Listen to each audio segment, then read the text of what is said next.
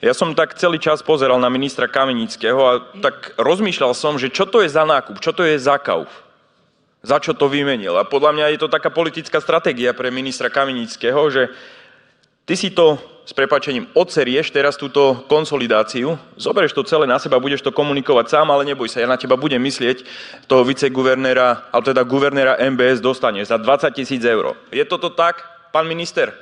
Dohodli ste sa s Ficom na tomto kaufe, na tomto nákupe? V akom stave sme prebrali verejné financie my v roku 2020 a v akom objeme sme dávali verejné financie tejto vláde, aby mohla hospodáriť? A to je neporovnateľné. To, čo nám nechali oni a to, čo sme odovzdávali my. A napriek tomu minister Kamenický na pokyn Fica tu bude tvrdiť svoje. Aj keď už nás nechcel počúvať, ako sa dá konsolidovať, boli tu odborníci, ktorí rozprávajú o tom, že koho treba zdaniť. Neobyčajných ľudí, ale tých bohatých, herne a tak ďalej. Slovnaft, daň z ropy, z vojny a tak ďalej. Aby sa to nedotklo ľudí. Ale nie.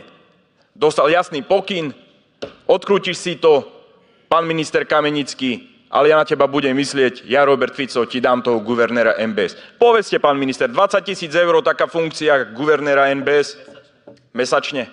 Dnes som sa dopočul, že prečo Lacko, tento diletant, je taký trpezlivý a prečo vlastne všetci smeráci ho nechali v štychu. Prečo sa ho nezastane premiér, prečo sa nikto nepríde vystúpiť a viete prečo?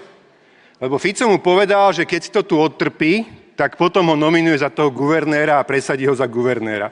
Takže aspoň teraz takto v priamom prenose ľudia na Slovensku môžu vidieť tú úbohosť, keď niekto je ochotný predať samého seba svedomie, kedykoľvek zobchodovať, lebo včera presne uplynuli 2 roky, presne 2 roky, odkedy Fico, ich predseda strany, povedal, že nikomu sa nič nebude brať z toho, čo ľudia majú. Igor, rozlúštil si to výborne, ten rebus je vyriešený. Presne tak. Fico povedal ministrovi Kamenickému, odserieš si to, ale potom ťa čaká dôležitá funkcia. Guvernér MBS, 20 000 eur mesačný plat.